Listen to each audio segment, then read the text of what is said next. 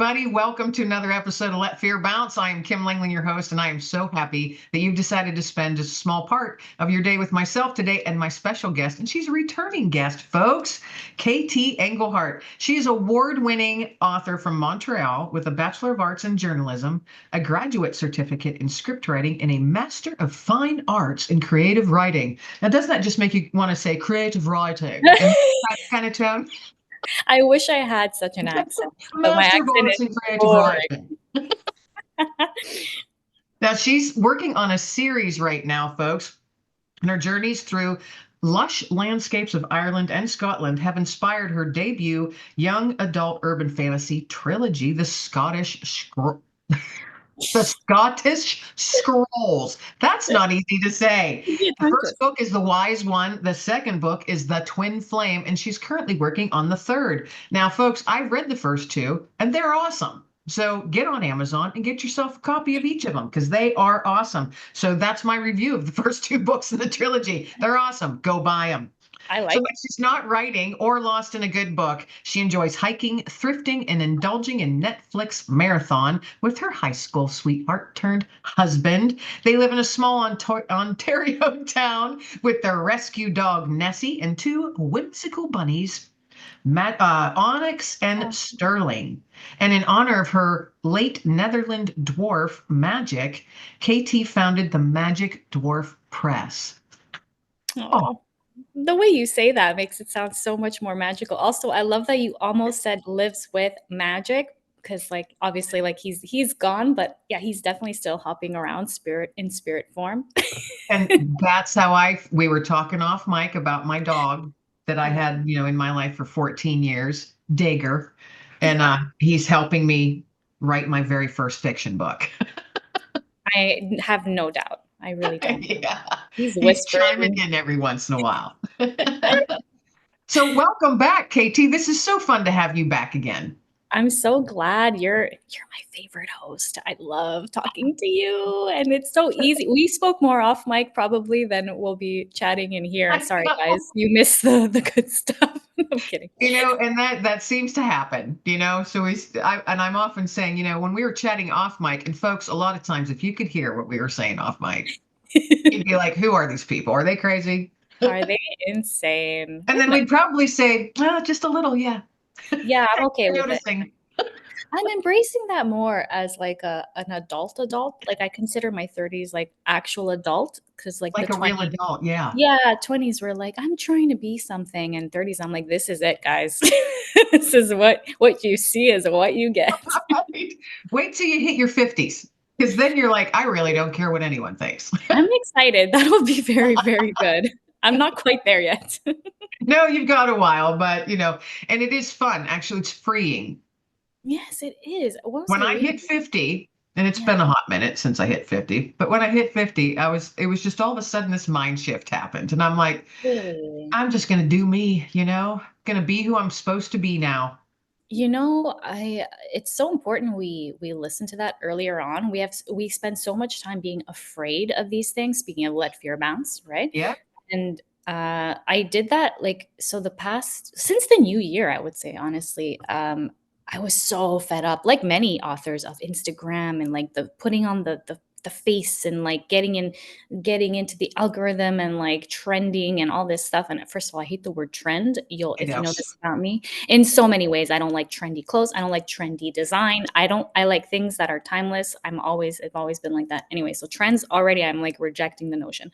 Anyway, and I said, okay, I need something that like makes sense for me. And I discovered Substack, which I think so many people now are like, it's been I think around. they're migrating to it. There's a lot because I'm actually in there. I've created an account, but I haven't posted anything.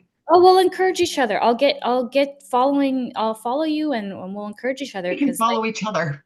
We we'll can follow each stalk other. each other. We can stalk each other. I would love nothing more. We can even. I honestly, and I understand what you're saying. The whole instant, the same thing as with Facebook. Um, Oh, yeah, yeah. People have lost collectively, worldwide. People have lost their minds. It's it's actually kind of disturbing and stress inducing. Mhm, mhm. And Yeah, so I see nothing on the platforms that I've been on for years. yeah. They've changed Yes, they have. direction. And I'm thinking, is this even worth my time? Yeah, and then but you always, it's so normal to get a bit of like that FOMO, like the fear of missing out. So like when you get targeted an ad for a book and you have all these likes and you can't help but say, "Oh, how easy would it be if I did Right. an ad for myself? I'll give it a shot, whatever." But Right. there's like, it's just, you can't compare the randomness of it. You can't compare what people like. You never know what people are attracted to and what, Right. and it just becomes, it gets in your head so much. And I got fed up of that too. I was like, no, like Well, this. and it's something for me, that's not how I spend my time Yes, that's important. figuring out algorithms. That's not what I want to do, so I don't. You That's know, so because good. I'm thinking it's just got to go organically, you know. Yes. That's how I look at it because people are like, "Oh, well, you could be doing this and you'd have this many more Yes. subscribers and you could be earning an income on this." And I'm like, I'm only one person and that's how it's going to be Yeah. for a while. I don't have a team. Yeah. No, then you know what? Organic is a good word. Then you'll enjoy Substack because it's been so like natural. It's really, and I'm surprised because I am like not so like a social media person. So I was like, There's a okay, couple of folks I think that we might mutually know that are on perfect. Substack. Okay, okay. Yeah. Because I actually follow and read them. Oh, nice. I'm and getting uh, there. and they're completely different. And I'll let you know after we're done, but Yeah. it's just completely different types of voices. But I Right. really truly enjoy reading them. So yeah, I'll get on there and troll you. Okay, cool, cool, cool. So yeah, that's interesting. And I've noticed that too, that a lot more authors are going towards Substack. Yeah. I encourage you all, especially it helps you let go of perfectionism, which is one of my like main messages. Like honestly, talk about being free and all that. It helps you just like press publish and just like kind of talk from the heart and just like, it's not so much pressure because it's like, not even many people will read this or people will really connect with it. It's a really nice, Right. it's not no high stakes. More It's kind relaxed. of, yeah, yeah. Because the stuff I read, it's like they're having a conversation. Yeah. Okay. It's not this completely 100% perfect, Yes. you know, It's not a perfect square with a perfect illustration. Washington Post piece. You know what I mean? Yeah. It's just, someone just sharing what's on their heart at the time. At It's least the ones I read, and they're just fun. They're fun to read. they're fun. Yeah, you could follow all sorts of things, but I would be attracted to the same sort of thing. Like just like an honest little piece. This is what's going Yeah, on. just Yeah. talking about what's going on in their life, and they turn into a little story, and it's Yeah. hilarious because Yeah. let's face it, life is really flippin' funny at times.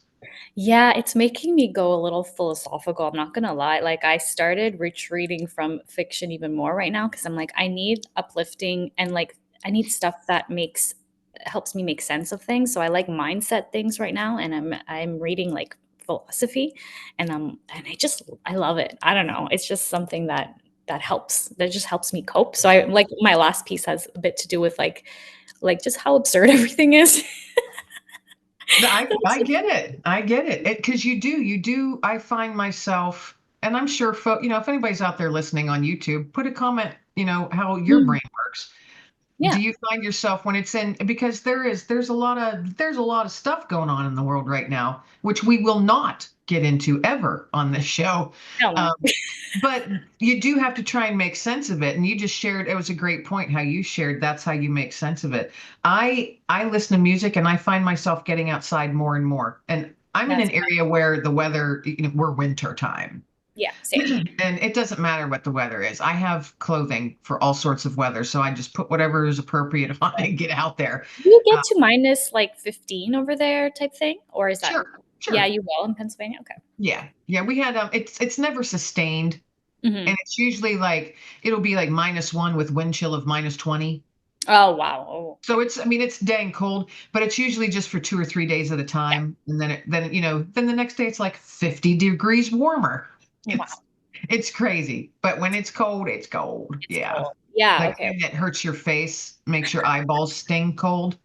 I hate the hurts, the face. type of cold. Yeah, when It you sucks. walk out and it literally stings your eyeballs, your lungs hurt, and you're like, oh, this hurts my face. Why do I live here? This this exactly. Why do I live here? This winter feels so long. So I'm from Montreal, so I've been used to the cold all my life. But then my husband and I, we moved to Toronto 5 years ago. And I was like, wow, this is nice. It's New York weather. It's like Oh, mild okay. winters. It's pretty good. It's doable, and if it goes into the negative tens or whatever, it's not for a very long time. Yeah. So now I'm in like more Montreal, Ottawa like area, like because I moved to a small town between both cities. And man, oh, I'm like, I did not miss the winters. It is unfreaking bearable. It has not stopped snowing, and I don't like it. Yeah, we've had a harder winter than we've had in quite a few years here where I'm at. So interesting. Yeah. But I'm here. I'm not going anywhere. I know, Just like guys. my family's here, my grandbaby's here. I'm not going anywhere. So That's it. I just That's tell myself, suck it up, buttercup. You know? same. We came here to be closer to friends and family because this is where like our lives are. So Yeah, it's worth it, guys. It's worth it. I agree. I agree because you need your tribe. You do. I was so You do. lost over there. Like I was dying to Oh, come back. Yeah. yeah. Oh, well, that just made me feel sad for you. But Oh, yeah, it was still a good move in the sense that a lot of life experience. It was great for my husband's work. He advanced a lot. Like it was necessary at the time. It was yeah, good. It was a great time. We did a lot. We made the most of our time there, but it was time to come back, yeah. you know. And you were able to, so that's awesome. Exactly. Yeah, very Now lucky. you're where you're meant to be, so you can write all your awesome books. Yeah. So you're on your third book of the trilogy. I am. So the Is Scott it going to actually just be a trilogy? so this is where So I've never said it was until I started writing this book. I said, "This is it. I think this is it," and it does feel like it is the third book, and it'll end there. But I wouldn't be me if I wasn't leaving it open for a potential Well, it something could maybe start into a separate spin-off, series. maybe. Yeah, so I don't know. The possibilities are always there, but I do want to, I think, wrap this up very neatly as the third and final installment, and yeah, see from there So what when inspires. is there an anticipated release date of Yes. this third book? Yes, I'm not gonna tell you a month, but definitely this year. I am aiming for the latest fall. This is my aim, but, yeah. And do you have a title that you're able to share, or should we keeping it secret for You now? know, I haven't given a title to anyone yet, and I wonder if it's because Oh, I'm not totally convinced, yeah. you know? Okay, that is interesting. So you're Yeah, working on a book that really doesn't have a title yet, it does, but yeah, there's something in me that's going, "Could it be but you better?" haven't nailed it down yet. Yeah, yeah, no, exactly. It's weird, and I haven't usually. And for the first two, the titles came like instantly, right away. I knew the title of the second one before I knew what the second one was about. Honestly, Now, see, we were talking off mic because I've written my first fiction book ever, and I don't know what I'm doing, and I that's freely admit that. And I have a title for it, like the main title, but the subtitle, like of what it's going to be about, that has not come to me yet. no, that'll even And take time. then the first book is done, and I started writing the second. So, and I have no idea what the second's going to be. So it was interesting that you said, I'm not sure. So, yeah, I Yeah, wonder if other authors, if that's how their titles come to them. I'd love to know. It's so Yeah. different for everyone. Man, yeah, I don't know. And I see the cover. This is the weird part. I see the cover.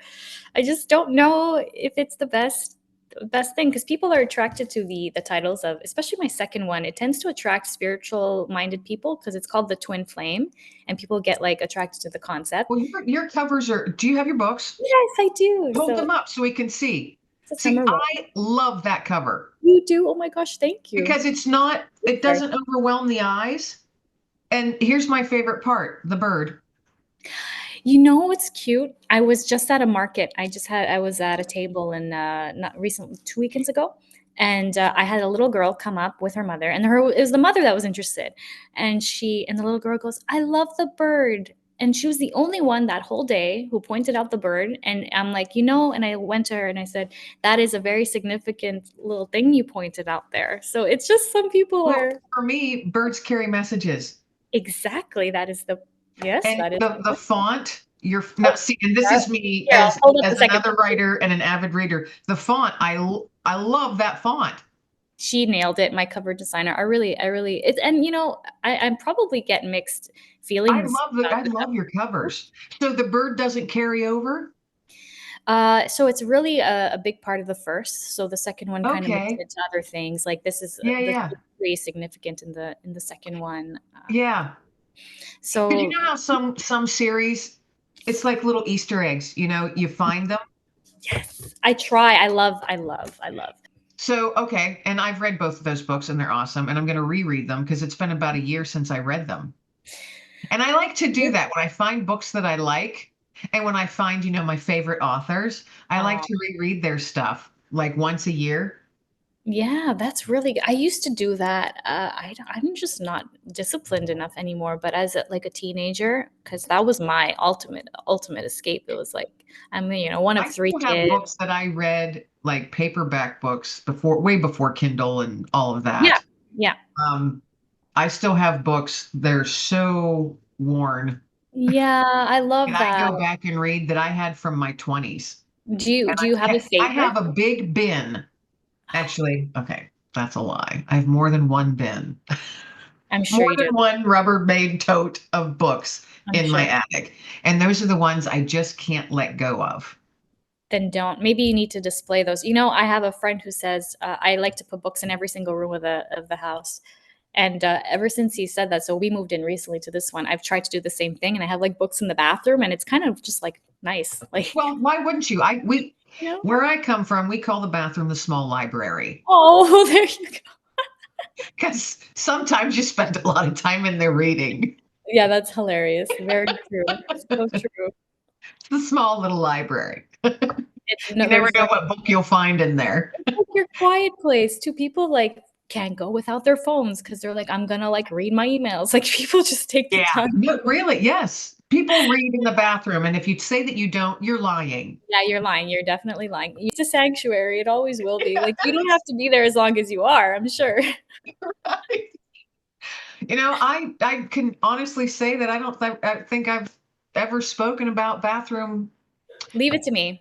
I'm like, bathroom libraries on this show before, and I'm so glad that we touched on this highly important I'm topic. very open about anything to do with like your system. Everybody uses the bathroom, and everybody reads in the bathroom. That's all I have to say about that. We'll stop there because I'm like I can be so disgusting. Like I can go on, but let's So stop could I.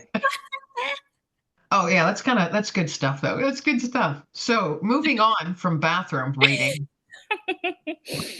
I like the idea of having. Well, I think I do have books in every room. One of my dreams is because eventually I will downsize from the house that I'm in now because it's just Right. too big for one person and a Big, dog. yeah. It's a family house, and I've done that already. You know, Mhm. and I've been thinking, what kind of like cool bookshelves? Because I don't want to just like buy them from IKEA. I want some neat Agreed. bookshelves. Yeah, so the where to get good bookshelves. So I will tell you, I don't know if your neighborhood group has this, but I have like this buy nothing group in my hometown, and people are just posting things to give away. And I just by fluke, someone is giving away this bookshelf that was like given to them, honestly. So it's just being passed down, and it's the loveliest, most charming. It was probably from the 70s. And I just like I loved it. It was worn, but it had those arches. Like it looked so Oh it's like an yeah. apothecary. Oh, I don't know. I loved it. Looked witchy. So I grabbed it. Honestly, I grabbed it. I hired a mover just for that because I'm like, hey, it's free. Like it's worth it. Right. And just did a little bit of like work on it. Like I added some like white wax on the edges. Like I like doing that sort of thing. It's beautiful. So yeah, you never know where you can find like a beautiful Well, and you're in your bio, you like thrifting. I oh my God, And so I much. love it too. I love it too all summer long. I go to Oh flea yeah. markets. Oh, that's great. No, I do it online too a lot. Like I have you guys have Poshmark too in the States, right? Yeah. Poshmark.com. We Yeah, have Poshmark. I've never looked into it, but yes. It's fantastic. Like I'm finding things that are like with the tag on, like regular 200 because I like designer stuff a lot.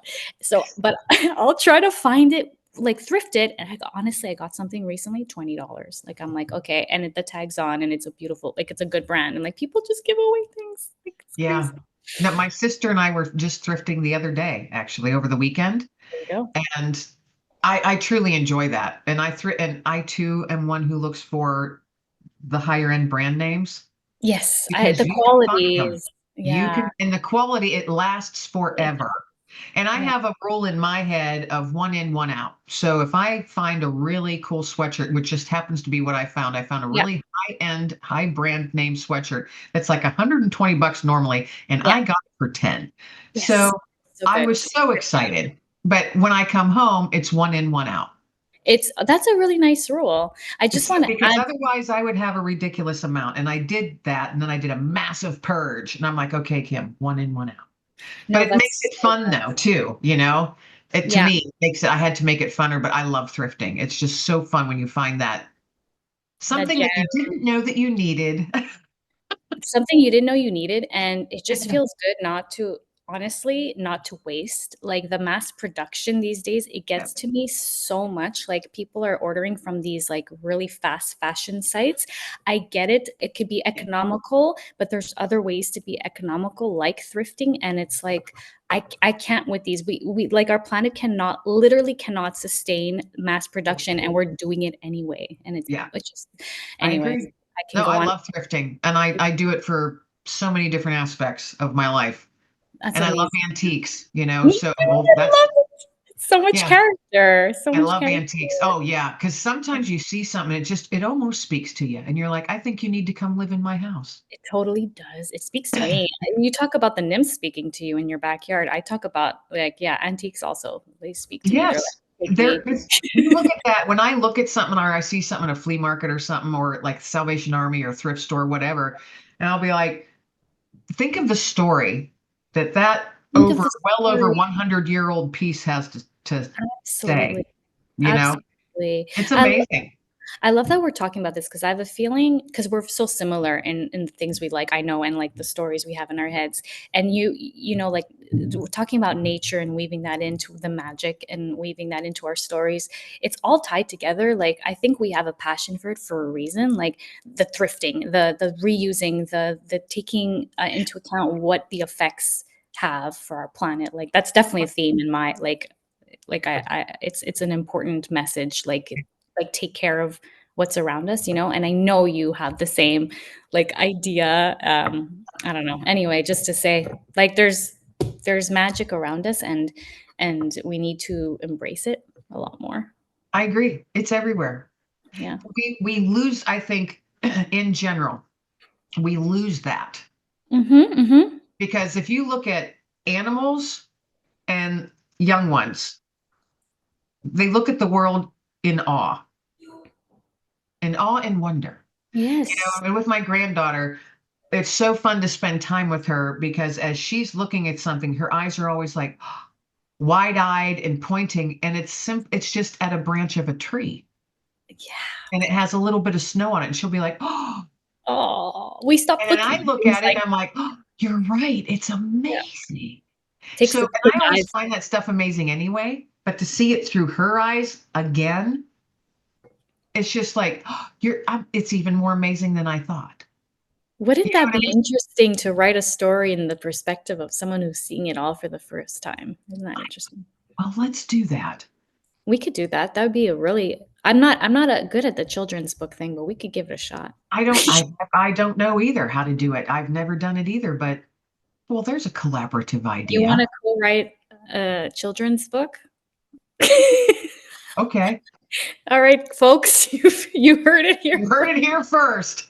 We're going to do a collaborative effort. Yeah. I'm not even kidding. I think we need to, like, kind No, of I crack up agree our because gangs a little and then talk about this seriously because well, and I mean, you know, and I'm not. You're a different generation than I am, so I think that coming through, bringing those two together would be really cool. I think so too. I love I gosh. think I because I do stuff. I don't act my age. Maybe that's the reason. That's the key to life, and don't act your age. I feel like it's important to say, don't act your age. Right. Don't let age be like a stop for you. Like, oh, you reach a certain age and you have to act a certain way.